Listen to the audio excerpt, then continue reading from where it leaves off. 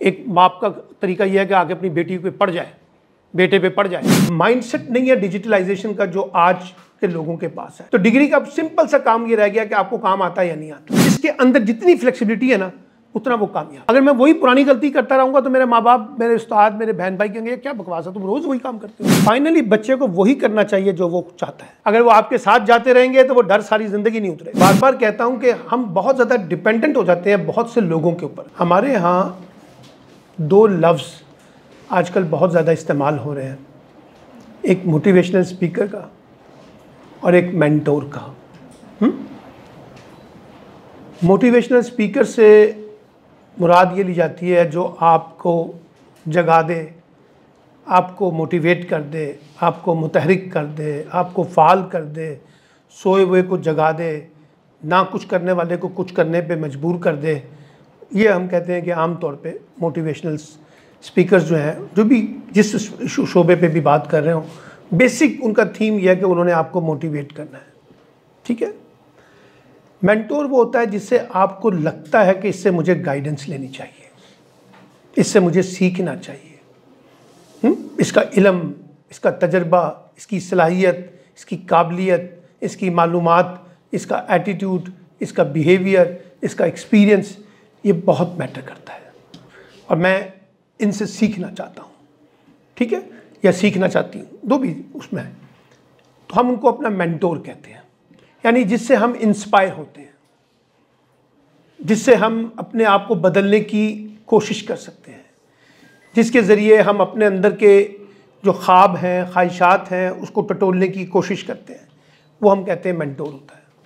अच्छा, अब मेंटोर जो है कोई भी हो सकता है, उस्ताद भी हो सकता है, पेरेंट्स भी हो सकते हैं, रिलेटिव भी हो सकते हैं, कोई लीडर भी हो सकता है, किसी को भी आप अपना मेंटोर बना सकते हैं जिससे आप इंस्पायरेशन ले रहे हैं। मेरे कहने से कोई फ़र्क नहीं पड़ेगा कि आपका मेंटोर ये होना चाहिए। हो सकता है मैं जिसको आपको कह रहा हूँ कि ये मेंटोर होना चाहिए वो आपका मेंटोर नहीं है, मेंटोर आपका अपना है। ठीक है। अब सवाल ये है कि जी मेंटोर खुद कितना कैपेबल है, ये भी एक सवाल है। और हम उसकी किस चीज़ से मुतासिर होते हैं, उसकी शक्ल से मुतासिर होते हैं, उसके लिबास से मुतासिर होते हैं, उसके इल्म से मुतासिर होते हैं, उसकी जहानत से मुतासिर होते हैं, उसकी सलाहियतों से मुतासिर होते हैं, उसके एटीट्यूड और बिहेवियर से मुतासिर होते हैं, या किस से मुतासिर होते हैं। और देखिए एक चीज़ ज़हन में रखिएगा कि कोई चीज़ परफेक्शन नहीं होती।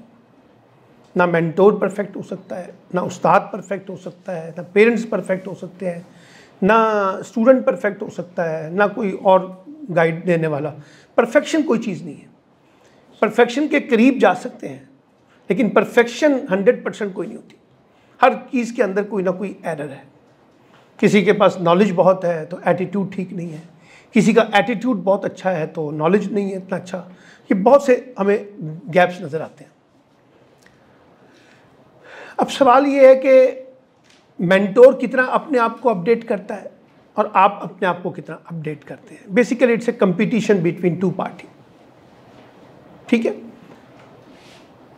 पहली बात यह कि मेंटोर से आप इंफॉर्मेशन ले सकते हैं, नॉलेज ले सकते हैं, इंस्पायरेशन ले सकते हैं, लेकिन जो पहली स्विमिंग है वो आपने खुद करनी है। अपना इल्म, अपनी मालूमात, अपनी स्किल्स को जो बढ़ाना है, अपने अंदर जो लगन पैदा करनी है, अपने अंदर जो शौक़ पैदा करना है, अपने अंदर जो जुस्तजू पैदा करनी है, अपने अंदर जो उमंग पैदा करनी है, अपने अंदर जो मेहनत पैदा करनी है, वो आपने खुद करनी है। वो मेंटोर नहीं कर सकता। मेंटोर आपको गाइड तो कर सकता है, मैं आपको मशवरा तो दे सकता हूँ। ये ऐसे ही है जैसे डॉक्टर आपको मशवरा देगा कि आपने अपनी हेल्थ को कैसे इंप्रूव करना है, लेकिन अगर आप नहीं करेंगे तो ये फेलियर डॉक्टर का नहीं है, ये डॉक्टर का फेलियर होगा उस वक्त जब उसने गलत मेडिसिन आपको सजेस्ट की होगी। लेकिन अगर उसने दुरुस्त प्रिस्क्रिप्शन आपको दी है और आप उस पर अमल नहीं कर रहे तो फॉल्ट लाइन कहाँ पर है? आपकी साइड पे। हम समझते हैं कि उस्ताद की तरफ चले जाएंगे, मेंटोर की तरफ चले जाएंगे, फलां की तरफ चले जाएंगे, मोटिवेशनल स्पीकर, कोई नहीं। पहली सीना जो है ना, पहला जो है वो आपकी सीढ़ी है कि आप अपने आप को कितना इक्विप करते हैं। और उसके लिए जो सबसे इंपॉर्टेंट चीज़ ये है कि आप अपने बारे में खुद कितने क्लियर हैं, क्या करना चाहते हैं। Clarity of thoughts, clarity of mind, वो क्या है आपकी। आप जो कुछ करना चाहते हैं उस पर कितनी कोशिश करते हैं, उस तक पहुँचने के लिए। एक है मेरी ख्वाहिश है कि मैं ऐसा बन जाऊँ, लेकिन वो सिर्फ ख्वाहिश है, अमल को नहीं है। एक है ख्वाहिश भी है और उस पर फिर मैं अमल करने की कोशिश भी करता हूँ, वो भी एक चीज़ है। अच्छा, अब जो बड़ी उम्र के मेंटोर है ना, मेरे जैसे लोग और मुझसे बड़े लोग, उनके पास वो माइंडसेट नहीं है डिजिटलाइजेशन का जो आज के लोगों के पास है, जो आज के बच्चों के पास है, उनके पास नहीं है। वो उनके ख्यालात भी पुराने हैं, उनकी थॉट्स भी पुरानी हैं, उनकी सोच भी पुरानी है, उनका इल्म भी शायद पुराना हो। और मुझे नहीं पता उनमें से अगर कुछ लोग नए इल्म की तरफ भी जाते हों तो एक अलग बहस हो सकती है। तो अब ये नहीं रहा कि जी मेंटोर के पास ज़्यादा इल्म है, हो सकता है आपके पास ज़्यादा इल्म हो। मेंटोर आपको इल्म नहीं देता, मेंटोर आपके अंदर तहरीक पैदा करता है, तहरीक पैदा करता है। अगर आपको कुछ करने पे वो मजबूर कर दे तो बाकी काम तो आप पहले से कर रहे थे, उसको और ज़्यादा स्मार्ट तरीके से करना शुरू कर देंगे। वो कोई आईटी का एक्सपर्ट नहीं है मेंटोर। मेंटोर जो है कोई डिजिटलाइजेशन का एक्सपर्ट्स नहीं है, साइंस एंड टेक्नोलॉजी का एक्सपर्ट्स नहीं है। किसी एक शोबे के अंदर उसकी एक्सपर्टीज हो सकती है, लेकिन वो बेसिकली आपको जगाने की कोशिश करता है, आपके अंदर उमंग पैदा करता है, शौक पैदा करता है, और आप उसकी तरह बनना चाहते हैं जिस तरह से वो उसने नाम कमाया है। आप भी कहते हैं कि मैं भी नाम कमाऊं। तो उसके लिए ज़रूरी है कि आप जो है अपनी thought of clarity, mind of clarity, उसको लेकर उस तरह से बिल्ड करने की कोशिश करें जो आज के चैलेंजेस हैं आपके नज़दीक। मसलन आपको अच्छा बोलना आना चाहिए, you have to be a good communicator. अब ये मेंटोर आपको दवाई नहीं देगा, प्रैक्टिस करनी पड़ेगी। एक अच्छा कम्युनिकेटर क्या होता है, कैसे वो अपनी बात आगे पहुंचाता है, कैसे वो अपनी बात बड़े लोगों में करता है, किस तरह से उसको बात करने का सलीका आता है, किस तरीके से वो इसको प्रेजेंट करता है, प्रेजेंटेशन जो है वो क्या करता है। ये जो सारा सॉफ्ट स्किल्स का पूरा कॉन्सेप्ट है कि किस तरीके से आप लिखते हैं, किस तरीके से बोलते हैं, किस तरीके से पढ़ते हैं, किस तरीके से चीज़ों को प्रेजेंट करते हैं, किस तरीके से तनाज़ों को डील करते हैं, कॉन्फ्लिक्ट को डील करते हैं, किस तरीके से डिजिटलाइजेशन को एक्सेस करते हैं, किस तरीके से अपनी रीडिंग हैबिट्स को इस्टेब्लिश करते हैं, किस तरीके से लोगों को सपोर्ट स्ट्रक्चर्स में लेके जाते हैं। ये आपकी स्किल्स हैं, ये आपको इस्टेब्लिश करनी पड़ेगी, और ये आप इस्टेब्लिश करके अपने लिए स्पेस क्रिएट करेंगे मार्केट के अंदर, प्रोफेशन के अंदर, जॉब्स के अंदर, सोसाइटी के अंदर, लोगों के अंदर, दोस्तों के अंदर, प्रोफेशन में वो अपने लिए स्पेस क्रिएट करेंगे। क्योंकि मार्केट तो अब स्किल्स के साथ जुड़ी हुई है ना, नॉलेज के साथ भी जुड़ी हुई है, इंफॉर्मेशन के साथ भी जुड़ी हुई है, और स्किल्स के साथ भी जुड़ी हुई है। अब वो स्किल्स के साथ आपका कंपटीशन है। आपको जो मेजर चैलेंजेस आएगा वो स्किल्स का आएगा।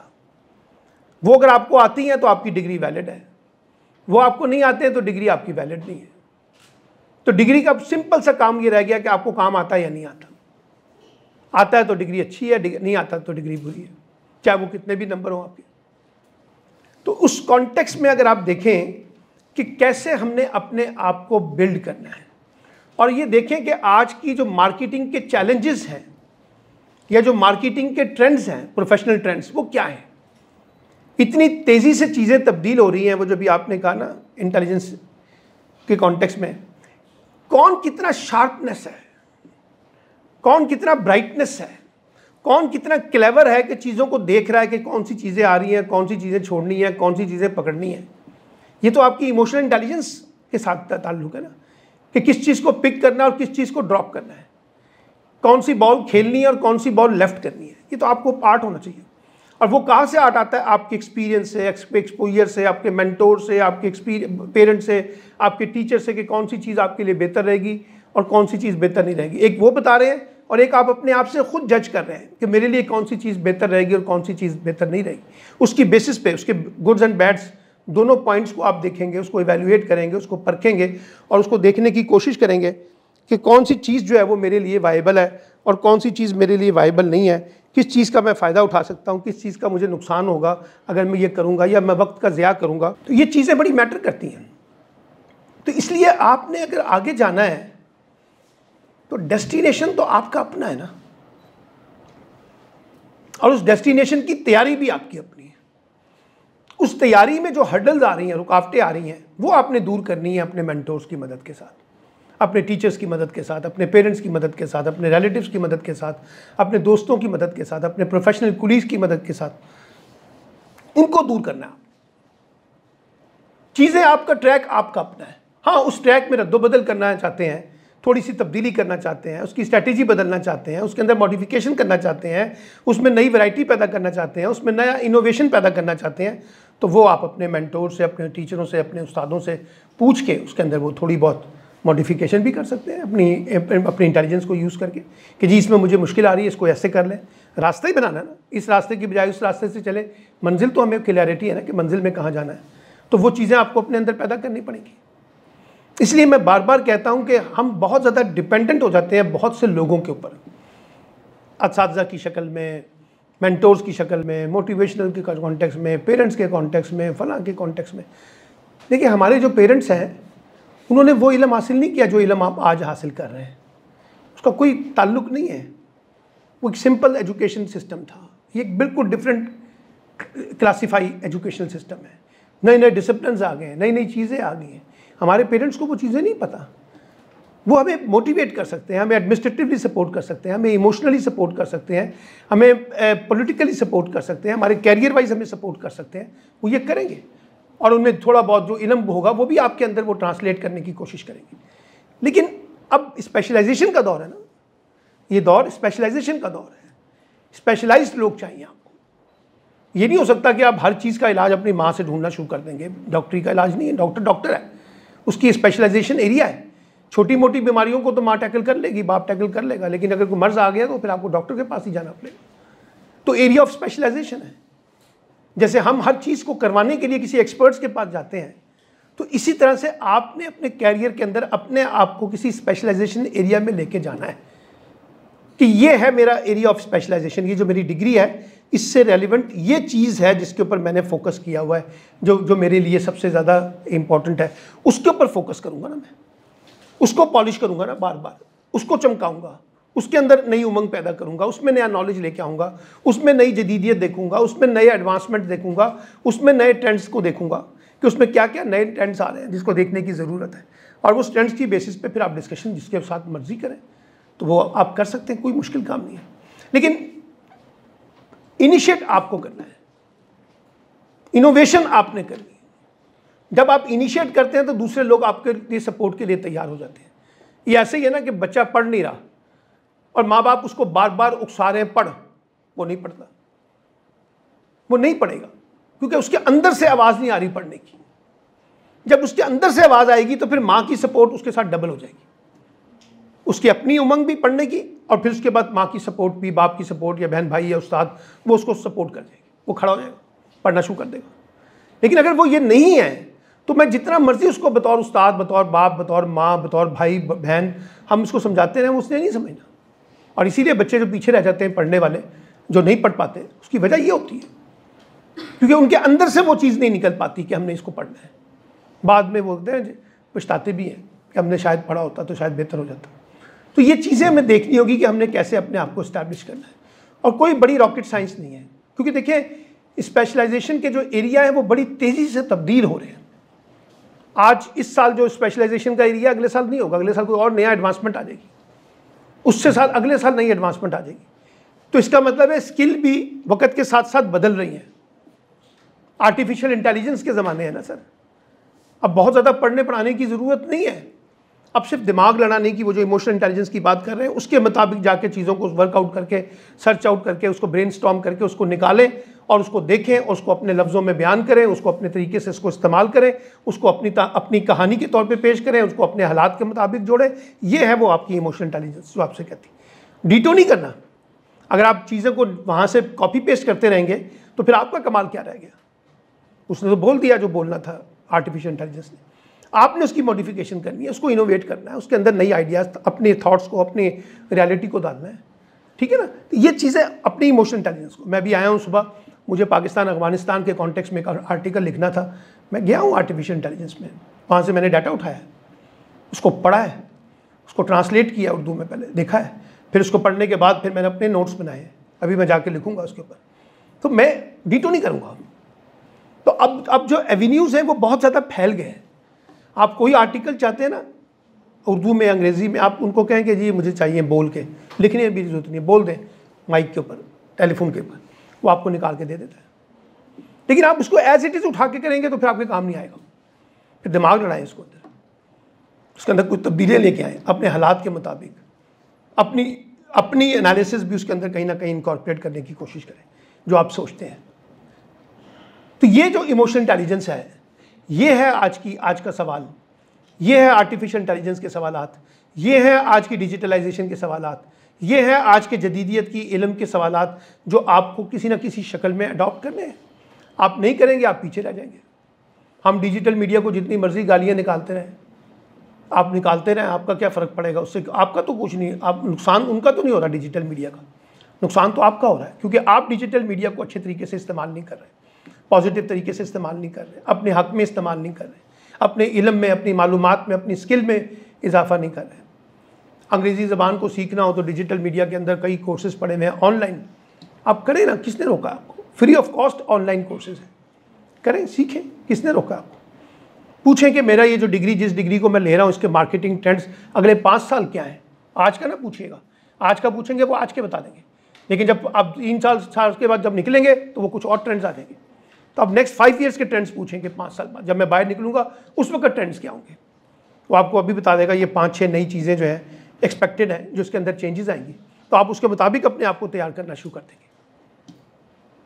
तो अपने आप को ज़रा फोर्स ही करें ना, 5 से 10 साल के अंदर जाके देखने की कोशिश करें कि अगले 5 साल 10 साल में, अभी तो मैं पढ़ रहा हूँ ना, अभी तो मेरा BS है ना, अभी मुझे 4 साल लगेंगे ना, 3-4 साल लगेंगे पढ़ के बाहर निकलने में।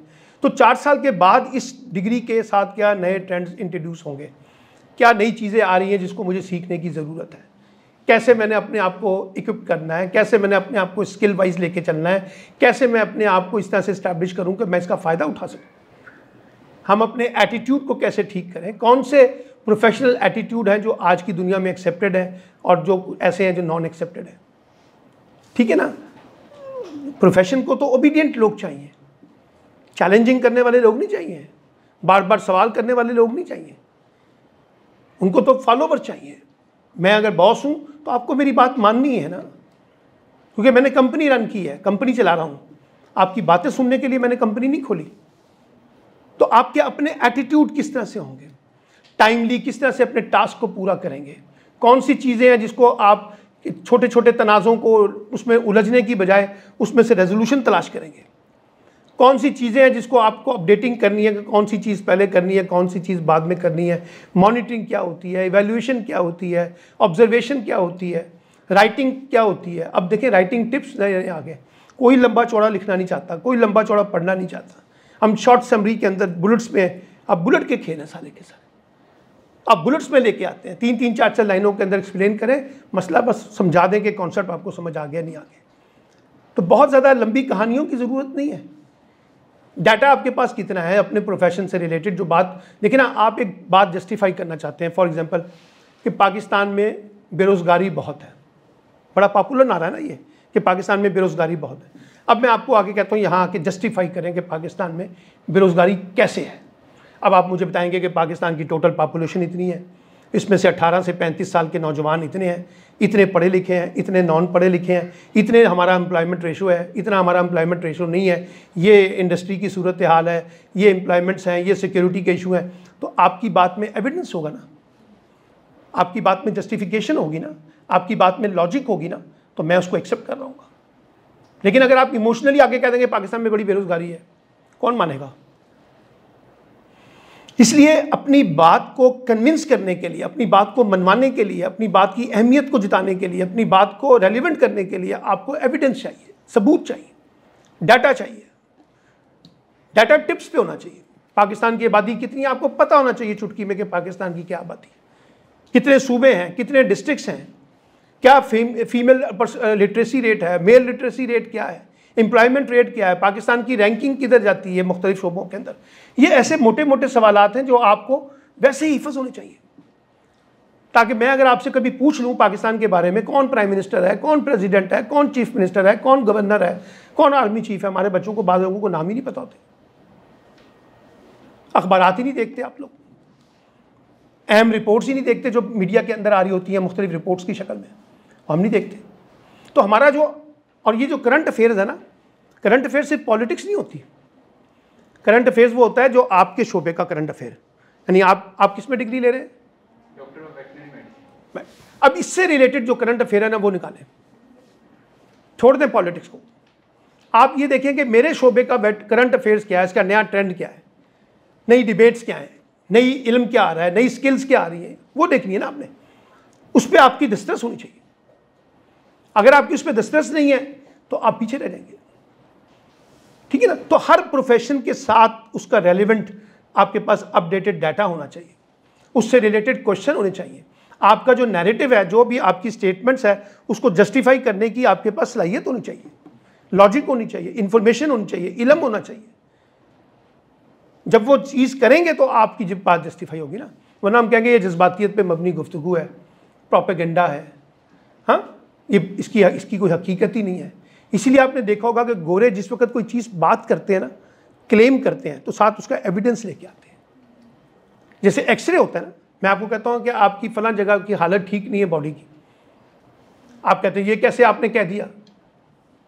मैं कहता हूँ जी मैंने अपने तजर्बे से आपकी नब्ज़ पकड़ी और मैंने अंदाज़ा लगाया होगा, तो मार रहा होगा। फिर वो आपको स्कैन कर देगा, एक्सरे कर देगा, सिटी स्कैन में ले आएगा, MRI में ले आएगा, वो चीज़ आपको दिखा देगा स्कैन करके कि देखें जी ये जगह पर आपका एरर है, ये देखें नज़र आ रहा है ना गोल डॉट, यहाँ पे एरर है। तो फिर बात समझ आ जाती है पेशेंट को।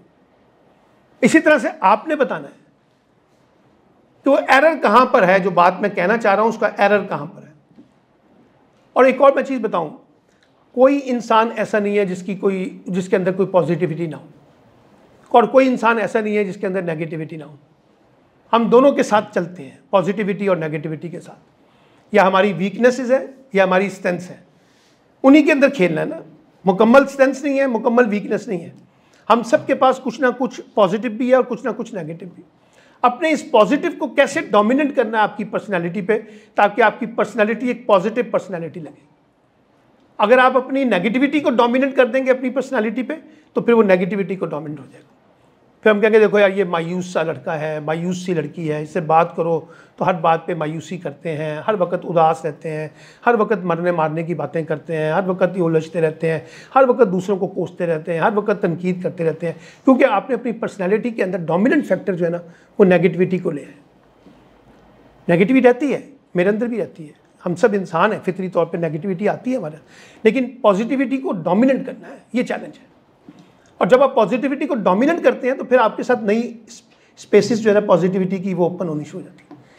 देखिए ना, मैं एक चीज़ को एक एंगल से देख रहा हूँ कि पाकिस्तान में ये है, मैंने नेगेटिव एंगल लगाया है तो वो नेगेटिव लेंस देगा, आपने पॉजिटिव लेंस लगाया तो वो पॉजिटिविटी बताएगा। तो अब ये डिपेंड करता है आप में और मुझ में पॉजिटिविटी और नेगेटिविटी का लेंस किसने लगाया है। जो नेगेटिव लगाएगा वो नेगेटिविटी के तौर पे देखेगा, जो पॉजिटिव लगाएगा वो पॉजिटिव। तो दोनों एंगल को इस्तेमाल करने की ज़रूरत है। अगर मैं इस आंख से चीज़ों को नेगेटिविटी के कॉन्टेक्स्ट में देख रहा हूँ तो मुझे उस आंख से अपनी पॉजिटिविटी के कॉन्टेक्स्ट भी तो देखने हैं ना। हम अपने आप को, ये जो ब्लेम गेम है ना हमारी, मातम करने की आदत, मर गए, खप गए, किस्मत ख़राब थी, कहाँ पैदा हो गए हैं, किसी और दुनिया में पैदा हो जाते, किसी और माँ बाप के बच्चे होते हैं, फलां जगह पे होते तो मेरे पास ये होता, बस किस्मत ख़राब थी, मारे गए। हाँ, वो सारा दिन अपने आप को कोसते रहते हैं। वो भी एक हल है। अगर आप वो समझते हैं कि उससे आपको रेजोल्यूशन मिलता है, अंदर से इत्मीनानियत आती है, तो करते रहें, लेकिन वो इत्मीनानियत नहीं पैदा करेगा, वो मज़ीद मायूसी पैदा करेगा। जो है उसी में रहना है आपने, जिस करैक्टर में आगे हैं उसी करैक्टर में रहना है, जिस फैमिली में आगे हैं उसी फैमिली में रहना है, जिस जगह पढ़ रहे हैं उसी जगह पढ़ना है, जिस जगह रहते हैं उसी जगह रहते हैं, अमीरी गरीबी के दरमियान खड़े हैं। अब इसमें से आगे बढ़ने का रास्ता ढूंढना है, इसमें से पॉजिटिविटी को तलाश करना है कि मैं यहाँ से कैसे अपने आप को इस्टेब्लिश कर लूँ। हम में से, हमारे माँ बाप में से बहुत से लोग जब उन्होंने अपने कैरियर स्टार्ट किए होंगे वो डिफरेंट शक्ल के अंदर, फिर एक जगह आती है जहाँ वो अपने आप को बैलेंस कर पाते हैं। वो किराए के मकान से अपने मकान में आ जाते हैं, वो पैदल से साइकिल पे आ जाते हैं, साइकिल से फिर गाड़ी पर आ जाते हैं, ठीक है ना। आहिस्ता आहिस्ता चीज़ों को बिल्ड करते हैं, हिम्मत नहीं हार जाते उस वक्त। तो हमें हिम्मत नहीं हारनी, हमने मातम नहीं करना, हमने भागना नहीं है, हमने राह फरार नहीं इख्तियार करनी, हमने चैलेंज के तौर पे अपनी लाइफ को कबूल करना है।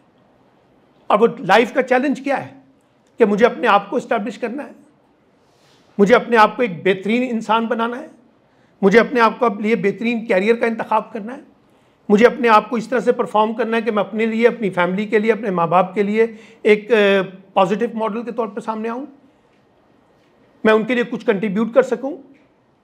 हमारे सामने मैं कई बच्चों के इंटरव्यूज़ करता हूँ ना, बच्चे कहते हैं हम अपने माँ बाप को देखते हैं ना जी, हमारी ख्वाहिश है कि हम अपने माँ बाप को कंट्रीब्यूट करें किसी स्टेज पर जाके, उन्होंने बड़ी स्ट्रगल की है हमारे लिए।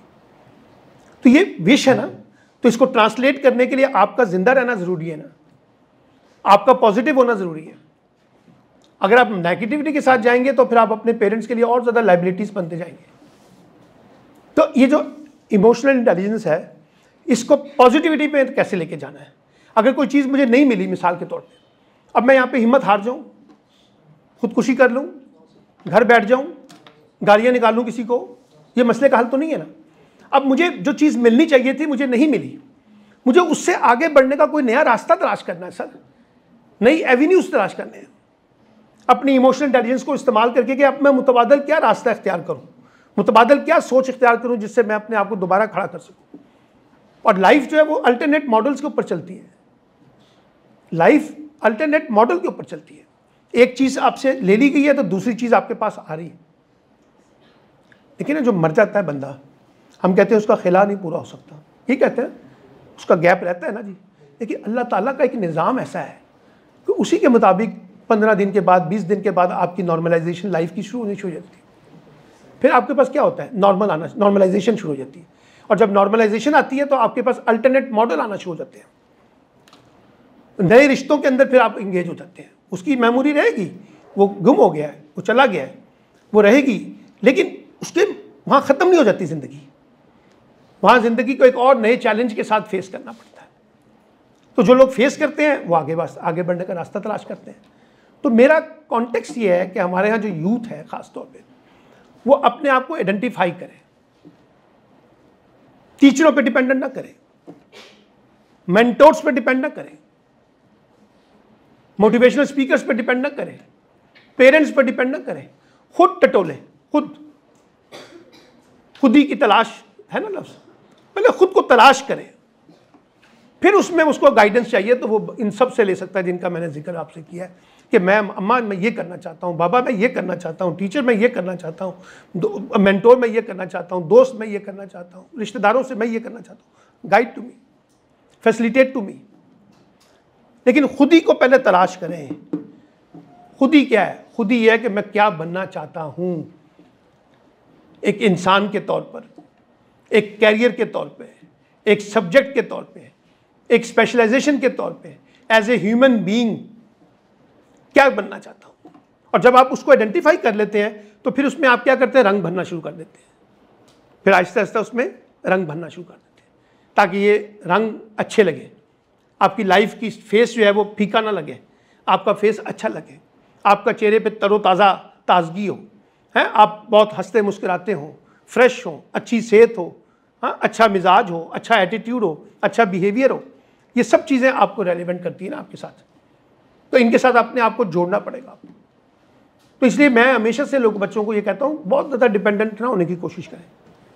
पेरेंट्स को भी कहता हूँ कि अपने बच्चों को बहुत ज़्यादा डिपेंडेंट ना बनाएं, उनको उंगली छोड़ दें, उनको चलने दें, गिरने दें उनको। जब वो गिरेंगे तो उनको होश आएगी।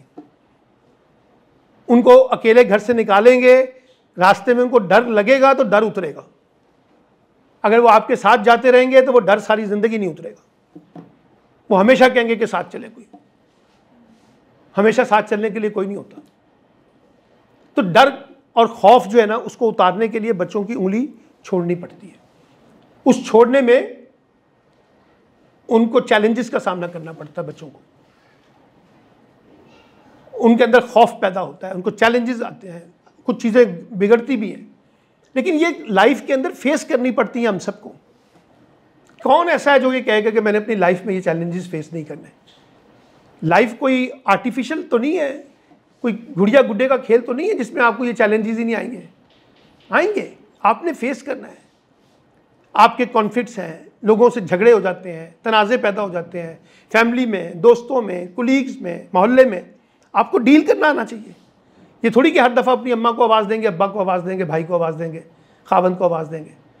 खुद भी तो डील करने को सीखे ना, कैसे इन चीज़ों को डील करना है, कैसे मैंने अपने आप को प्रोफेशनली साउंड में लेके जाना है, और कैसे मैंने अपने लिए मुतबादल ऑप्शन ढूंढने। आजकल की दुनिया डिपार्टमेंटल स्टोर की है, हम उस स्टोर में जाते हैं जहां हर चीज़ मिल जाती है।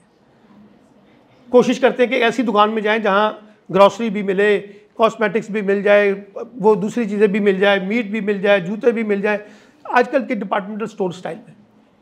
तो लोग तो पसंद करते हैं डिपार्टमेंटल स्टोर। 20 दुकानें फिरने की बजाय एक ही शॉपिंग प्लाजा के अंदर ही आप 20 दुकानों के अंदर ही फिर रहे हैं। तो अपना डिपार्टमेंटल कॉन्टेक्स्ट देखें ना कि क्या है, कि मुझे कुछ रिलीफ मिल रहा है आपके एटीट्यूड से, मुझे कुछ रिलीफ मिल रहा है आपके बिहेवियर से, मुझे कुछ रिलीफ मिल रहा है आपके सपोर्ट स्ट्रक्चर से, मुझे कोई रिलीफ मिल रहा है आपकी इन्फॉर्मेशन से, आपके नॉलेज से, आपकी स्किल से, आपकी रिलेशनशिप से, तो this is a good sign for me. ये तो मेरे लिए बहुत अच्छा रिलेशनशिप है, मैं तो उसको नहीं छोड़ूंगा। लेकिन अगर वो मुझे नहीं मिलेगा तो मैं आपको छोड़ दूंगा, चाहे आप कितने भी ब्लडी रिलेशन क्यों ना हो। हम अपने ब्लड रिलेशन को भी छोड़ जाते हैं क्योंकि हमें वो चीज़ें नहीं मिल रही होती जो चीज़ें हम चाह रहे होते हैं, और जब वो नहीं मिलती हैं तो रिलेशन, चाहे वो माँ का हो, बाप का हो, भाई का हो, बहन का हो, वो इररेलेवेंट हो जाता है बात। तो ये इस तरह से अपने आप को इस्टेब्लिश करने की कोशिश करें कि आपके सामने चैलेंजेस ज़्यादा हैं आज की मार्केटिंग के अंदर, आज की लाइफ के अंदर। ये यूथ वो यूथ नहीं है जब मैं 15, 16, 17 साल का नौजवान था। हमारे सामने इतने बड़े चैलेंजेस नहीं थे जो आज के चैलेंजेस हैं, और आज हमें वो अपॉर्चुनिटी नहीं थी जो अपॉर्चुनिटी आपके पास है। हमारे पास डिजिटलाइजेशन नहीं थी, हमारे पास टेक्नोलॉजी नहीं थी, हमारे पास इतनी ज़्यादा सब्जेक्ट की जितनी स्पेशलाइजेशन, जितने नए डिसिप्लिन आए हैं यूनिवर्सिटीज़ में, हमारे ज़माने में नहीं थे। हमने जब सहाफ़त की थी तो वह एमए सहाफ़त कहलाती थी, आज वो स्कूल ऑफ मैस कम्युनिकेशन के नाम से जाना जाता है।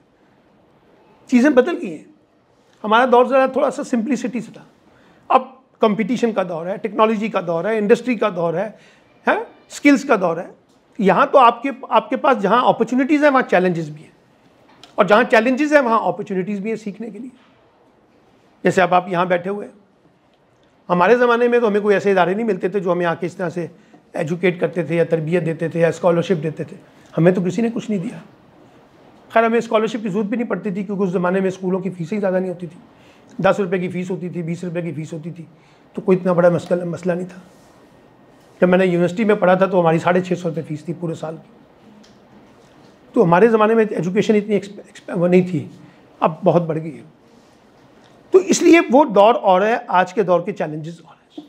अपने आप को रिलेट करें आज के दौर के चैलेंजेस के साथ, और जब आप आज के दौर के चैलेंजेस से रिलेट करेंगे तो उसमें से आपका होमवर्क निकलेगा, उसमें से आपका रोड मैप निकलेगा, उसमें से आपका डेवलपमेंट प्लान निकलेगा, उसमें से आप अपने लिए नए रास्ते तलाश करेंगे, उसमें से आप अपने लिए नई अपॉर्चुनिटीज़ तलाश करेंगे, उसी में से आपने अपने कैरियर को बिल्ड करना है, उसी में से आपने अपनी स्किल्स को बिल्ड करना है, और उसी के अंदर से आपने अपनी ह्यूमन रिलेशनशिप को बिल्ड करना है।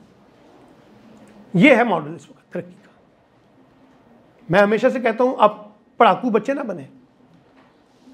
पढ़ाकू बच्चा बीमार हो जाता है इसलिए कि उसने सिर्फ पढ़ा है और कुछ नहीं किया। बाकी चीज़ें भी एक पैकेज का पार्ट है।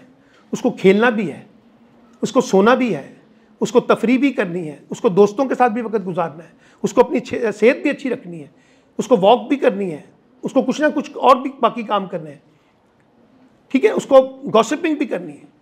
एक पैकेज के तौर पे लाइफ को गुजारें। ये नहीं कि इधर के हो जाएं तो फिर सारा वक्त इधर ही बर्बाद करते रहें, और उधर के हो जाएं तो सारा वक्त उधर ही बर्बाद करते रहें। बैलेंस करें ना। हमेशा से याद रखिएगा, कामयाब इंसान कौन होता है? जो जितना मोल्ड हो सकता है, फ्लेक्सिबिलिटी, जिसके अंदर जितनी फ्लेक्सिबिलिटी है ना उतना वो कामयाब है। मैं इस माहौल में आया हूँ तो मैंने अपने आप को इस माहौल के मुताबिक एडजस्ट कर लिया। इधर से निकला हूँ, दूसरा माहौल आ गया तो वहाँ पे एडजस्ट कर लिया। किसी ने कहा कि नहीं आपको ऐसे करना पड़ेगा, मैंने फौरी तौर पे अपने आप को मॉडिफाई कर लिया। तो मोल्ड करना, जैसे आजकल होता है ना, वो कुर्सियाँ वगैरह को मोल्ड कर लें तो उठा के जहाँ मर्जी ले जाए, वरना पूरी कुर्सी तो नहीं उठा के सर पे लेके जा सकते। तो ये मोल्डिंग, फोल्डिंग, अपने आप को फ्लेक्सिबिलिटी, अपने अंदर डाइवर्सिटी पैदा करना, हर एक के अंदर उठना बैठने के लिए आपके पास ये मसला ना हो, ये सुन्नी है, ये शिया है, ये अहले हदीस है, ये वाबी है, ये काफर है, ये नॉन मुस्लिम है, ये फला है। अगर आप इस तरह सोचना शुरू कर देंगे तो फिर आप सिलेक्टिव हो जाएंगे, और जब सिलेक्टिव हो जाएंगे तो अपने लिए अपॉर्चुनिटीज़ को भी सिलेक्ट कर लेंगे। सिलेक्टिव हो जाएंगी ओपन माइंड के साथ। फिर सवाल करना सीखें। सवालात की दुनिया है, आपको मौका मिलता है। अभी देखिए ना, मैंने आपसे पूछा कि मुझे बताइए क्या चीज़ है जो आप मुझसे पूछना चाहते हैं। 2 स्टूडेंट्स ने बताया मुझे। अपॉर्चुनिटी मैंने सबको दी थी, पूछा नहीं आपने। फिर आप गिला करते हैं कि जी उस्ताद मौका नहीं देता, टीचर मौके नहीं देते, मेंटोर मौके नहीं देते, पेरेंट्स मौके नहीं देते।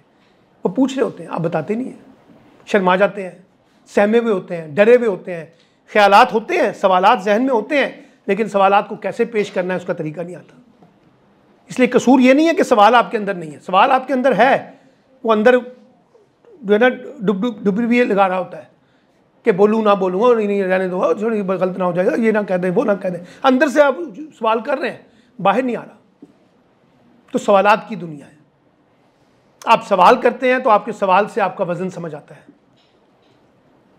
ठीक है, और सवाल करते हैं तो आपका कॉन्फिडेंस बिल्ड होता है। मैं आपको यहाँ स्टेज पे बुलाऊंगा, बोलने का मौका दूंगा 2 मिनट 3 मिनट, वहाँ से चल के जब आप यहाँ पे स्टेज पे आके 2 मिनट बोलेंगे, वहाँ पे खड़े होकर बोलने में और यहाँ पे खड़े होकर बोलने में ज़मीन आसमान का फ़र्क है। ये लेवल ऑफ कॉन्फिडेंस है, वो लेवल ऑफ कॉन्फिडेंस नहीं है। वहीं से आपकी आवाज़ आ जाएगी, जी ये सवाल है मेरा। मैं कहूँगा अच्छा ठीक है, सवाल तो अच्छा किया है, आए ना यहाँ पे सामने आए, ज़रा इसका जवाब आप पहले खुद दें। आइए आप ज़रा इसको कंडक्ट करें, ठीक है। अच्छा जी किसके, मैं कहता हूँ आप में से किसी एक को कहता हूँ आप आएँ और ज़रा ये सेशन हम सवाल जवाब कर रहे हैं, आप यहाँ पे खड़े हो जाए, सेशन को कंडक्ट करें। कौन सवाल करना चाहता है, कौन नहीं करना चाहता, हाथ खड़ा करवाएं। मैं वहाँ बैठता हूँ, ज़रा मैं आपके जवाब दूंगा। क्यों? मैं आपकी लीडरशिप को प्रमोट कर रहा हूँ, आपका वो लेवल ऑफ कॉन्फिडेंस बहाल कर रहा हूँ। हमारे उस्ताद तो ऐसे फजूल किस्म के उस्ताद होते हैं, वो कभी बच्चों को स्टेज पर नहीं आने देते, क्योंकि उनको डर लग जाता है कहीं स्टेज ही हमसे कोई ना छीन ले। यानी बच्चों को मौका तो देना, और ये मौका उन्होंने नहीं देना आपको। अगर कोई दे देगा तो बहुत अच्छा टीचर है, लेकिन अगर नहीं दे रहे तो आपने अपने लिए ये मौका खुद पैदा करना है। अगर कोई आपसे कहे कि सवाल करें तो पढ़ जाए, सवाल करें। सवाल होता है, सवाल कभी दुरुस्त और सवाल कभी गलत नहीं होता, याद रखिएगा। इस बहस में ना पड़िएगा कि सवाल कहीं मेरा गलत ना हो। अगर वो गलत ना हो तो फिर सवाल कैसे रह गया? सवाल तो सवाल के तौर पे देखा जाए और जवाब को जवाब के तौर पे देखा जाए। अच्छा मैंने सवाल किया है, आपने जवाब कुछ और दिया, मुझे इत्मीनान नहीं हुआ, मैंने एक नया सवाल पैदा करता हूँ। मुझे फिर नहीं हुआ, मैं चुप हो जाता हूँ। But you have to be spoke, आपने बोलना है, सवाल करना है। सवाल की दुनिया है, अपने आप को प्रेजेंट करने की दुनिया है। सर ये आप वहाँ जितना मर्जी बैठे रहें, अगर आप स्टेज पे नहीं आएंगे आप किसी के सामने नहीं आ सकेंगे। स्टेज क्या होता है? स्टेज में होता है कि आप अपने आप को प्रेजेंट करते हैं। शेक्सपियर कहता है कि हम सब लोग जो हैं दुनिया में सब एक ड्रामे के एक्ट का हिस्सा है। आपके ड्रामे के, उस ड्रामे के अंदर एक एक्ट आपके पास है, एक एक्ट मेरे पास है। मैं अपने हिस्से का किरदार अदा कर रहा हूँ, आप अपने हिस्से का किरदार अदा कर रहे हैं, ठीक है ना। हमारे यहाँ ड्रामे में बहुत से लोग होते हैं जो स्क्रीन के पीछे काम कर रहे होते हैं, वो कभी स्क्रीन पे नज़र नहीं आते। कुछ लोग होते हैं जो स्क्रीन पे नज़र आते हैं, तो सब उसको जानते हैं ना जो स्क्रीन पे आता है। तो इसलिए जब बैकडोर से कोई बंदा बैठा होगा बैकड्रॉप पे, उसकी भी कोशिश होगी कि मुझे भी स्क्रीन पे आने का मौका मिले। तो आपने फ्रंट फुट पे खेलना है, बैक फुट पे नहीं खेलना। और फ्रंट फुट पे खेलने के लिए ये जो मैंने आपको स्किल्स बताई हैं, अगर आप अपने आप को इस्टेब्लिश करना शुरू कर दें तो ये कोई इतना लंबा चौड़ा फार्मूला नहीं है। 1 साल अगर आप इस चीज़ को बेस करें, इन चीज़ों को देखने की कोशिश करें, तो आप यहाँ खड़े होंगे, मैं वहाँ बैठा हूँगा। मैं तो अपने स्टूडेंट्स, जो मेरे से स्टूडेंट्स पढ़ते हैं यूनिवर्सिटी में, मैं उनको कहता हूँ, मैं तो इस तरह बिठाता भी नहीं जिस तरह से आप बैठे हुए हैं। मैं तो एक राउंड टेबल गोल दायरा बनाता हूँ बच्चों का, 25-30 मेरे पास स्टूडेंट्स होते हैं, और मैं सबका ऐसे यूश गोल दायरा बना देता हूँ और बीच में इधर बैठ देता हूँ और उनको साथ, ताकि सब एक दूसरे को देखें। कोई अब पीछे कोई काटा शाटा, कोई काटी शाटी कोई नहीं खेलेगा। कोई बोलेगा तो फौरी तौर पे पकड़ा जाएगा, ठीक है। कोई किसी कुर्सी का सहारा नहीं लेगा, सब ने आमने सामने। अब आप बोल रही हैं तो वो सुन रहा है, यस बोल रहा है तो आप सुन रही हैं, मैं बोल रहा हूँ तो आप सब सुन रहे हैं, मैं देख भी रहा हूँ आपको सब। क्लासरूम के डेकोरम बदल गए हैं। हम अभी भी उसी रवायती तरीके से बच्चों को पढ़ाने की कोशिश कर रहे हैं कि वो फरसुदा तरीक़ों से। तो टीचर्स को भी बदलना है, मेंटोर को भी बदलना है, पेरेंट्स को भी बदलना है और स्टूडेंट्स को भी बदलना है। तो जब ये साइकिल अगर हमारा मुकम्मल हो जाए बदलने वाला, तो हम अपने लिए अपॉर्चुनिटीज़ क्रिएट कर सकते हैं। कोई ऐसा मुश्किल काम नहीं है कि जो आपके लिए कोई रॉकेट साइंस हो। सिर्फ अपने आप को तवज्जो के साथ चीज़ों को डील करें तो आप अपने लिए रास्ता निकाल सकते हैं। कुछ सवाल है तो फिर मैं हाजिर हूँ जी। आपने कहा कि डिपेंडेंट ना हो ज़्यादा किसी पर जी, लेकिन ज़्यादातर हम जिस एज में हैं यहाँ पर अगर हम अथॉरिटी अपने हाथ में लेना चाहें तो बहुत ज़्यादा हर्डल्स हमें फेस करना पड़ता है। देखिए मैं जब डिपेंडेंट कहता हूँ ना तो उससे मुराद ये है कि अपने माँ बाप पे बोझ ना बने। एक बात, अपने असातिज़ा पे बोझ ना बने। आपने अपने लिए रास्ता खुद तलाश करना है, जो मैंने बार बार बात की है। और जब मैं डिपेंडेंट होता हूं तो इसका मतलब है मैं माँ बाप की तरफ देखता हूं कि मुझे क्या करना है, मुझे उस्ताद की तरफ देखना पड़ता है कि मुझे क्या करना है। अगर वो मुझे कुछ कह देते हैं तो मैं कर देता हूं, अगर वो कुछ नहीं कहते तो फिर मैं भी खामोश रहता हूं। अब आप की जो एज है, आप जब तक पढ़ रहे हैं आप अपने माँ बाप के ऊपर डिपेंडेंट हैं कि वो पैसे दें, यही है ना। मैं आपको ऐसे मॉडल बता सकता हूँ, आपकी एज के बच्चे जो हैं वो कुछ ना कुछ साथ साथ पढ़ने के साथ साथ कुछ कर भी रहे होते हैं, पैसे भी कमा रहे होते हैं। तो उन्होंने अपनी डिपेंडेंसी जो है खुद ही क्रिएट कर ली है। मैंने अपनी लाइफ में क्रिएट की थी, मैं अपने माँ बाप पे डिपेंडेंट नहीं था, ठीक है ना, फाइनेंशियली। तो कहने का मतलब है कि जब मैं ये कहता हूँ ना कि आपको डिपेंडेंट, अब मैं ये नहीं कह रहा आप अपने माँ बाप को छोड़ देंगे, आप अपने असातिज़ा को छोड़ देंगे, आप किसी ना किसी शक्ल में डिपेंडेंट हैं उनके, लेकिन सर अपने आप को खुद, जो मैंने कहा ना, खुद ही को तलाश करना, उन पे इन्हिसार करने की बजाय नए रास्ते आपने तलाश करने हैं। माँ बाप को नहीं पता ये गूगल क्या होती हैं, कहाँ से अपॉर्चुनिटीज़ आइडेंटिफाई होती हैं, कहाँ से सर्चिंग करनी है, कहाँ से मार्केटिंग करनी है। माँ बाप को क्या पता लैपटॉप से बैठ के भी पैसे कमाए जाते हैं। ये तो आपको पता होना चाहिए ना यार, ये तो आपका शोभा है ना कि आप लोग लैपटॉप पे अगर रात को 2 घंटे काम करें किसी सही तरीके से गाइडेंस के साथ तो वो 500, 1000, 2000, 3000 रुपये डेली कमा सकते हैं। बहुत काम पड़ा हुआ है गूगल के ऊपर, जाके देखे तो सही ना। तो ये मैं कहता हूँ कि डिपेंडेंसी जो है ना छोड़े, अपने लिए रास्ता बनाएं, अपने फैसलों को खुद देखें। मेरे माँ बाप कहते हैं तुमने डॉक्टर बनना है, मेरा दिमाग कहता है मैंने डॉक्टर बनने का कोई दूर दूर तक ख्याल नहीं है, तो मैं क्यों बहुत ज़्यादा डिपेंडेंट होकर उनकी बात को फॉलो कर रहा हूँ। मैं उनको समझाने की कोशिश करूँ, उनको कायल करने की कोशिश करूँ, वो भी कायल होने की कोशिश करें कि बच्चों पर कोई चीज़ डिक्टेशन पर नहीं चल सकती। लेकिन ना अल्लाह ताला ने चिड़िया की जो खुराक है ना वो उसके घोंसले में नहीं रखी, उसको भागना पड़ता है, फिरना पड़ता है, घूमना पड़ता है, फिर वहाँ से वो खुराक तलाश करके लेके आती है ना। तो हम सबको, जो हमारे माँ बाप बड़े हैं, उनको घर में बैठ के तनख्वाहें नहीं मिल रही हैं, वो बाहर निकलते हैं ना। तो जब बाहर निकलते हैं तो अपनी डिपेंडेंसी को तोड़ते हैं। क्यों? अपनी डिपेंडेंसी को तोड़ के अपनी इंडिपेंडेंसी की तरफ जाते हैं। अब एक घर में एक कमाने वाला है, 10 खाने वाले हैं, तो एक के ऊपर डिपेंडेंसी होगी ना। अगर उस घर के अंदर 2-3 लोग कमाना शुरू कर दें तो 3 लोगों पे डिपेंडेंसी चली जाएगी ना। तो डिवाइड करते हैं ना, तकसीम करते हैं। ये थोड़ी कि सब एक बोझ एक ही पर डाल के हम सारी ज़िंदगी खामोशी से बैठ जाएं। तो मैं उस कॉन्टेक्स्ट में कहता हूँ कि जब मैं आपको कहता हूँ कि आप डिपेंडेंट ना हो, तो डिपेंडेंट से मुराद ये कि आप अपना रास्ता खुद तलाश करें। उसमें आपको जहाँ गाइडेंस चाहिए, जहाँ मेंटोरशिप चाहिए, जहाँ मोटिवेशन चाहिए, जहाँ आपको फैसिलिटेशन चाहिए, सहूलतें चाहिए, वो आप लोगों से लें जो आपके करीबी हैं, जो आपके साथ हैं। ये भी है। एक और चीज़ मैं आपको मेंटोर के बारे में बताऊँ, हम मेंटोर से ना फौरी तौर पे नतीजा निकालना चाहते हैं। आज आप आए हैं मेरे पास, आज ही आप रिजल्ट लेके जाना चाहते हैं, नहीं होता। मेंटोर के साथ तो रिलेशनशिप को बिल्ड करना पड़ता है, जैसे दोस्ती में होती है ना, आप दोस्ती पे इन्वेस्टमेंट करते हैं ना, तो इसी तरह मेंटोर पे भी इन्वेस्टमेंट करनी पड़ती है।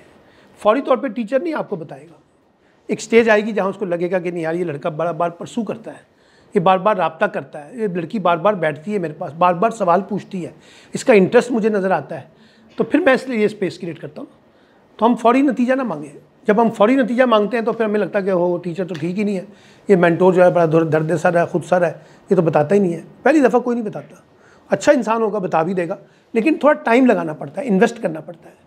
जब आप विकेट पे स्टे करते हैं, बार बार मुझसे परसू कर रहे हैं, तो फिर मैं आपके पास आऊँगा और आपके साथ बैठूँगा और आपकी बात सुनूंगा ना। लेकिन फौरी तौर पे अगर मैं नतीजा निकालना चाहता हूँ तो वो नहीं निकलेगा, ठीक है। और मेंटोर भी देखें ना, वो आपको एक गाइडेंस दे रहा है, हो सकता है आपकी एक्सेप्टेंस ना हो, मेंटली आप उसको एक्सेप्ट ना कर रहे हो, तो इसलिए उसका एक्सपोजर, उसका एक्सपीरियंस, आपका एक्सपीरियंस डिफरेंट है। अगर वो मैच कर जाए तो बहुत अच्छी बात है, लेकिन अगर मैच नहीं कर रहा तो फाइनली आपका डेस्टिनेशन वही है जो आप सोच रहे हैं। मुझसे पूछे ना, फाइनली बच्चे को वही करना चाहिए जो वो चाहता है। वही उसका फाइनल डेस्टिनेशन है जो उसके अंदर से आवाज़ आती है। उससे पहले अगर मैं बतौर बाप समझूं कि मेरा बेटा बेटी जो है वो इस तरह सोच रहे हैं, मैं उनको कायल करूं, लेकिन अगर वो कायल नहीं हो पा रहे और वो वहीं खड़े हैं तो मुझे उनको फॉलो करना है, डिक्टेट नहीं करना। डिक्टेशन से कुछ मसले नहीं हल होते। डंडा चला के जो है ना आप लोगों को बिगाड़ तो सकते हैं, आप सुधार नहीं सकते। मैंने तो अपने तजर्बे में ये देखा है कि जो सुधरने का जो तरीका है वो डिस्कशन है, डायलॉग है, बातचीत है, डंडा नहीं है। वो गया ना, वो क्या कहते हैं, डॉक्टर के पास माँ गई तो उसने कहा कि मेरा बेटा है, ये हर रोज़ जो है ना आग में अपनी उंगली डालने की कोशिश करता है, मैं इसे बहुत मारती हूँ, बाज नहीं आता। उसने कहा आज नहीं मारना। उसने कहा ये फिर हाथ अपनी उंगली जो है आग में दे देगा, कि देने दो, एक दफ़ा जलने तो दो उसे। जब तक वो जलेगा नहीं उसको क्या पता चलेगा आग क्या चीज़ होती है। एक दफ़ा जलेगा ना, अब मुझे कोई बंदा मेरी आग की तरफ कहे ना आप उंगली करें तो मैं 200 दफ़ा भी ना करूँ, पीछे हटूँगा, क्योंकि मुझे आग की तपिश का पता है। लेकिन जब तक मुझे उस तपिश का नहीं पता मैं वो करता रहूँगा। तो ये एक साइंस है कि जिसके अंदर आप अपने आप को इस अंदाज से मॉडिफाई करें जो आज की रिक्वायरमेंट के तकाज़े हैं। अब ये नहीं हो सकता कि आप जाना चाहते हैं 2025 में और रहना चाहते हैं 1980 में, ये नहीं हो सकता। एटीट्यूड आपका इस वक्त 1980 का है और जाना चाहते हैं एडवांसमेंट में 2024-25 में, वो नहीं जा सकते, पकड़े जाएंगे। ये जैसे हमारे यहाँ होता है ना, ये पाकिस्तानी जाते हैं बाहर की दुनिया में, वहाँ जाते हैं उनको इस्लाम भी समझ आ जाती है, दाढ़ी भी रख लेते हैं, मौलवी भी बन जाते हैं, मस्जिदों के रुख भी करना शुरू कर देते हैं, वहाँ मसाइल भी पैदा कर देते हैं। इतना ही शौक था तो फिर अपने मुल्क में रहते यार। जब आप किसी मुल्क में गए तो वहाँ ही के कॉन्टेक्स्ट के अंदर रह के अपने आप को अपने स्पेस क्रिएट करनी है। वो आपका घर नहीं है, वो आपका मुल्क नहीं है, आपका मुल्क ये है जहाँ आप रहते, जहाँ पैदा हुए हैं, जहाँ बाउजदाद है। वहाँ गए तो फिर उसके डेकोरम के मुताबिक चलेंगे ना। आप घर में जिस तरह के मर्जी कपड़े पहन लें, लेकिन जब आप किसी रिश्तेदार के घर जाते हैं तो आपका डेकोरम बदल जाता है। बदलता नहीं बदलता? वहाँ आपकी गॉसिपिंग बदल जाती है, वहाँ उठना बैठना बदल जाता है। अभी ये क्लासरूम के बाहर कॉरिडोर में बैठ के आप जिस तरह मर्जी गपशप करें, जब आप यहाँ पे आएंगे तो आपका डेकोरम बदल जाएगा। क्लास में आएंगे तो इसी तरह से लाइफस्टाइल के अंदर वो डेकोरम्स को रिविजिट करें, हालात के साथ साथ अपने आप को मॉडिफाई करते रहें। और मैंने आपको बताया कि कामयाब इंसान वही है जो साथ साथ अपने आप को मॉडिफाई करे, जो अपने आप को साथ साथ तराशता जाए। अगर नहीं तराशेगा, नहीं मॉडिफाई करेगा तो पीछे रह जाएगा। दुनिया उसके साथ चलती है जो आज के हालात के साथ कैच करती है। पुरानी कहानियाँ बहुत अच्छी होती हैं। हम छत पे सोते थे, पलंग लग जाती थी, हमारी माएँ जो है वो पानी का तरोका मारती थी, कूलर रख देती थी, सारे लोग एक जगह पे सो जाते थे। फिर कोई एक उठ के 2 बजे रात को पंखा बंद कर देता था, कोई एसी का कॉन्सेप्ट नहीं था, कोई लेना देना नहीं था, बड़ी ज़िंदगी सादा थी। अब ये ख्वाबी की गुफ्तगू है, ये कहानी की गुफ्तगू है। आज का बच्चा अडॉप्ट करने के लिए तैयार नहीं, उसने अपने आप को मॉडिफाई किया है एसीज़ के मॉडल के अंदर। इसलिए अब आप छोटे से छोटे घर में भी चले जाएं, वहाँ भी आपको किसी ना किसी शक्ल में 2 से 3 घंटे एसी चलता हुआ ज़रूर नजर आएगा, क्योंकि बच्चों की एक्सेप्टेंस नहीं हो पा रही। मेरी एक्सेप्टेंस है, मुझे अभी भी आप कहना कि जाके ऊपर जाके छत पे सो जाओ तो मैं रात को सो जाऊँगा जून जुलाई के महीने में, लेकिन मुझे फ़र्क नहीं पड़ेगा, क्योंकि मैं जाके सो जाऊँगा, बच्चे नीचे जो है एसी लगा के सो रहे होंगे, तो मैं कहूँगा मैं भी फिर नीचे जाके सो जाता हूँ। इसलिए कि हमारे बच्चों की एक्सेप्टेंस वो नहीं है, वो एक और ज़माने के पैदा हुए हैं, हम एक और ज़माने के कॉन्टेक्स्ट में डले हुए। तो ये जो मॉडिफिकेशन है, इसके साथ साथ अपने आप को बिल्ड करें। तो मैं आपको यकीन दिलाता हूँ कि ये कोई ऐसी चीज़ें नहीं है जो आपके कैरियर के कॉन्टेक्स्ट में, आपकी पर्सनल लाइफ के चैलेंजेस हैं, उसको आप और देखें, एक बड़ी मशहूर कहावत है कि मैं गलतियों पर माइंड नहीं करता, मिस्टेक्स पे माइंड नहीं करता। आपसे गलती हुई है, आई अंडरस्टैंड, मुझसे भी गलती होगी, लेकिन अगर गलती बार बार हो रही है, रेपिटिशन हो रही है, तो फिर देन आई माइंड इट। कि बार बार आपको समझा रहा हूँ कि ये काम नहीं करना, लेकिन आप बार बार ये कर रहे हैं, इसका मतलब ये गलती नहीं है, ये कोई मैन्युफैक्चरिंग फॉल्ट है, आप ठीक होना नहीं चाहते, तो फिर मुझे माइंड करना पड़ता है। तो गलतियों से ना घबराएं, गलतियों को रिपीट ना करें, गलतियों से सीखें और नई गलतियां करें, पुरानी गलतियों को बार बार ना दोहराएं। देखिए ना, आज मैंने गलती की है, मैंने उससे सीखा है, कल मैं कोई नई गलती करूँगा ना। अगर मैं वही पुरानी गलती करता रहूँगा तो मेरे माँ बाप, मेरे उस्ताद, मेरे बहन भाई कहेंगे क्या बकवास है, तुम रोज़ वही काम करते हो, इससे निकलो। तो मैंने आपसे कहा सवाल से नहीं डरना, गलतियों से नहीं डरना, फेलियर से नहीं डरना। किसी से पूछा कि उसने कहा कि मैंने ज़िंदगी में आज तक कोई नाकामी नहीं देखी। उसने कहा तुम इंसान ही नहीं हो। उसने कहा ये क्या बकवास है। उसने कहा तुम इंसान ही नहीं हो, इंसानी लाइफ विदाउट फेलियर तो हो ही नहीं सकती। और अगर तुमने नहीं ली है फेलियर तो मेरी दुआ है कि तुम्हें फेलियर हो, ताकि तुम्हें मज़ा तो पता चले ना कि फेलियर का क्या होता है, तकलीफ़ क्या होती है, दुख क्या होता है, महरूमी क्या होती है। तो जब तक आप फेलियर के अंदर नहीं जाएंगे आप कामयाबी का मज़ा कैसे लेंगे। एक बंदा फेल होता है, एक बंदा पास होता है। फेल से जब पास होता है तो उसे पता चलता है कि पास में और फेल में कितना फ़र्क है, या पास से जब फेल होता है तो उसे पता चलता है कि पास में और फेल में कितना फ़र्क है। तो कामयाबी और नाकामी के दरमियान आपने खेलना है, सवालात और जवाबात के दरमियान आपने खेलना है, गलतियों और इस्लाह के दरमियान खेलना है। यही लाइफ है। हम आखिरी सांस तक गलतियां करेंगे, हम आखिरी सांस तक सवाल करेंगे, हम अपने आखिरी सांस तक आप अपने ऊपर तनकीद करते रहेंगे और दूसरों पे तनकीद करेंगे, क्योंकि ये इंसानी फितरत के तकाजे हैं। हमने नहीं बाज आना। अगर नहीं भी गलती होगी तब भी गलती निकालेंगे। ये इंसानी फितरत है कि हम चीज़ों को क्रिटिकली देखते हैं। तो ये चीज़ें आपके साथ साथ चलेंगी। लेकिन जहाँ गलतियाँ निकाल रहे हैं वहाँ किसी की अप्रिसिएशन भी कर दें, कोई अच्छी चीज़ कर दे तो तारीफ़ भी कर दें। ये थोड़ी कि आपने एक अलम उठाया हुआ है कि जब गलती करे तो मैं बड़ी ज़ोर से बोलूँगी, अगर किसी ने अच्छा काम किया हो तो मैं उसको हल्की सी शाबाश भी नहीं दूँगी या नहीं दूँगा।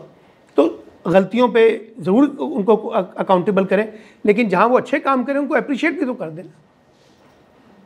हम अप्रिसिएशन के अंदर भी कंजूस वाक़ हुए और गलतियों में बड़े बहादुर बन जाते हैं, कपड़े उतार देते हैं एक दूसरे के, लो जनाब तेरी ऐसी तैसी, तू तो ऐ हो गया।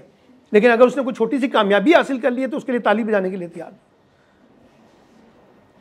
बुनियादी तौर पे हम सब लोग जो यहाँ बैठे ना, हमारी बुनियादी थ्रस्ट, लालच, प्यास क्या है? एक थपकी बस। कुछ समवन कोई आए और मुझे थपकी दे, अप्रिशिएट करे बस। आपकी सारी महरूमी, आपकी सारी गुर्बत, आपकी सारी पसमानदगी, आपकी सारी उदासी, आपकी सारी नाकामियाँ पीछे रह जाती हैं। एक बच्ची फेल हुई है ना, एक बाप का तरीका यह है कि आगे अपनी बेटी पे पड़ जाए, बेटे पे पड़ जाए, निकालना शुरू कर दे गालियाँ। ठीक है, बच्ची का कॉन्फिडेंस और शेक हो जाएगा, बच्चे का कॉन्फिडेंस और शेक हो जाएगा। एक बाप है, वो आता है, वो कहता है कि कोई बात नहीं बेटा, नेक्स्ट टाइम, अब इस दफ़ा तुमने ज़रा मेहनत ज़्यादा करनी है, मुझे पूरी उम्मीद है कि नेक्स्ट टाइम तुम पास हो जाओगे। उसका level of confidence he revisit हो जाएगा सारा। जो पहला एक्शन है माँ बाप का और जो दूसरा एक्शन है, इसमें ज़मीन आसमान का फ़र्क है। क्योंकि आपके डांटने से उसका फेलियर नहीं ख़त्म होने वाला, ये याद रखिएगा, बल्कि उसका चांसेस है कि वो नीचे चला जाएगा। उसको बिल्ड करें, उसको हौसला दें, ताकि वो दोबारा मुकाबले में आए, दोबारा रेस में आए और बड़े कॉन्फिडेंस के साथ आए। ये ना हो कि वो घर में घुसे तो उसको पता हो कि 4 गालियाँ निकालने वाले शुरू हो जाएंगे, रह गई ना, फेल हो गए ना, तुम पास है ना, तुम नहीं पढ़ सकते, तो या वो और मातम में उसको ले जाते हैं। तो मातम से निकालें तो फिर ज़िंदगी बहुत अच्छी है। ये तय आपने करना है कि आपने मातम में रहना है या नॉन मातम वाली ज़िंदगी गुजारनी है, ये तय आपने करना है। इसके मुताबिक अपने आप को वे आउट करें, इंशाल्लाह चीज़ें बेहतर हो जाएंगी। थैंक यू वेरी मच जी, बहुत बहुत शुक्रिया।